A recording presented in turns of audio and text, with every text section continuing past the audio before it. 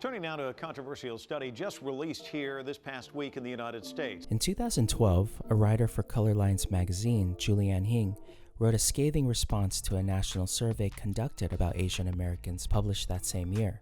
The Pew Research Center is one of the leading think tanks in the United States. The Pew Research Center surveyed thousands of Asian Americans, asking them about their lives. Hing's response was valid, and it reflected a lot of the frustration about the survey. Here, for example, are 3 facts published by the survey. Asians earn more money than any other racial group. And they're more likely to be educated, according to the study. And Asian American median income is $16,000 higher on average. Many Asian American scholars and writers believe that the Pew Report only fueled long-held assumptions about who Asian Americans are in this country. So, do we have Asian privilege in America? Because the truth is that Asian American households earn far more money than anyone else. In response to Hing's article, Pew senior researcher Carrie Funk said, "It literally took talking with 65,000 households in order to reach enough Asian Americans to complete the survey with 3,500 US Asians. If you're going to talk about Asian Americans as a whole, then the facts are what the facts are." Today I want to talk about some statements like the 3 that I mentioned earlier in order to explain the difference between facts and propositions when it comes to making arguments.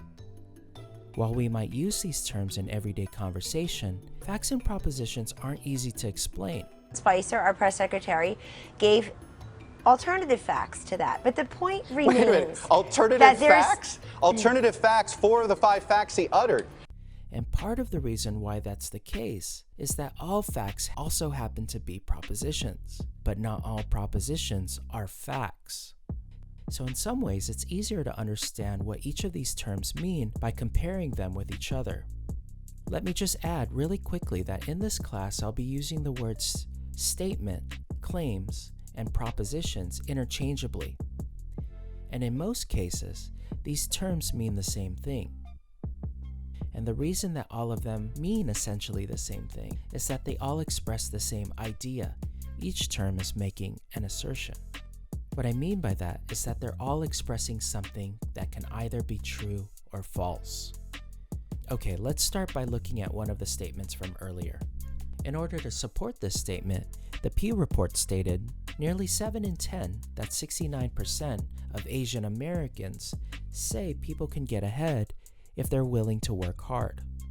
The report goes on to say, and fully 93% of Asian Americans describes members of their country of origin group as very hardworking. These are 2 quotes from the 2012 report. And from these statements, the Pew Report makes a further claim that Asian Americans have a pervasive belief in the rewards of hard work. That further claim is what we call a conclusion. It's a conclusion because the 2 previous statements support this larger statement. But the question is, are those 2 earlier statements strong enough to support the conclusion?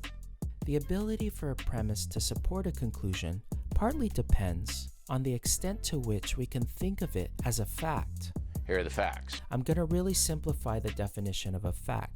In the context of critical thinking, a fact is anything that's known or proven to be true. On the other hand, a proposition is a sentence that can either be true or false. However, you may not know whether it's true or false. It simply can just be proven to be true or false. Many people also add to the properties of a proposition by saying that a proposition can't be true and false at the same time. They can only be one or the other. Otherwise, the proposition would pose a contradiction. Contradictions are one of those things that you should avoid. It's also helpful to know that a proposition cannot come in the form of a question. Do all Asian Americans believe in hard work? That's not a proposition. It's a request for information. Furthermore, propositions also can't come in the form of a command. Hey, Asian American, believe in hard work. That's a command. And it's also possibly racist, but that's for a whole other lecture. Okay, so far we know that a proposition can either be true or false, but it can't be both. It also can't come in the form of a question, and lastly, it can't come in the form of a command. We have 4 rules so far. Pause for a second. Take a look at this rule. Notice how this sentence is saying 2 things. That's called a conjunction. A conjunction is when 2 propositions are combined together to form one sentence. A proposition has to be either true or false, and it cannot be both. That's 2 propositions. That's not so important right now, but it's going to become really important later. One of the biggest reasons why propositions are so important is that all arguments contain propositions. That's a fact. Think of propositions as the building blocks of arguments. When those propositions are proven to be true, then they become facts. And depending on how strong your facts are, they support other propositions. These are all propositions that appear to be facts, at least in the eyes of the Pew Report. Here's one more condition of a proposition. A proposition can only be a proposition as long as everyone agrees that it's a proposition. Did you get that? Let me say this again. A proposition can only be a proposition as long as everyone agrees that it's a proposition. What I mean by this is that it has to be clear what the proposition is stating. When you're discussing something with someone else, there needs to be a common understanding of what's being said. This is especially true when you're trying to prove whether a statement is true or false. Before you can even do this, you both need to know that it's something that can be either true or false in the first place. So let's go back to the previous statement. What does that really mean? Asian Americans have a pervasive belief in the rewards of hard work. This is not a fact. And there are 2 things that I need to point out about this claim to explain why. First of all, the term pervasive has several different meanings that aren't obvious to everyone. These subtle meanings are called connotations. Some of these connotations are negative and others are positive, but none of them are universally understood. What I mean by that is that one person can take the sentence positively while another person can interpret it as being negative. Word choice, especially when it comes to connotations, are really important in a proposition. If there isn't a common understanding about what a proposition is saying, it can't be determined whether that statement is true or false. And if you can't do that, it's not a proposition, and it's certainly not a fact. The last thing that I want to discuss is the term Asian Americans.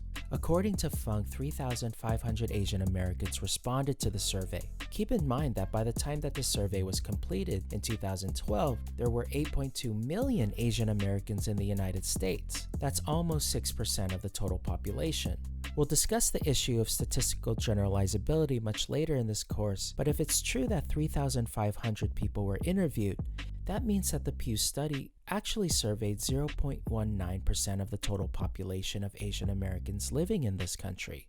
But more curious than that is the question of how accurately does the number of Asian Americans surveyed actually represent all Asian Americans?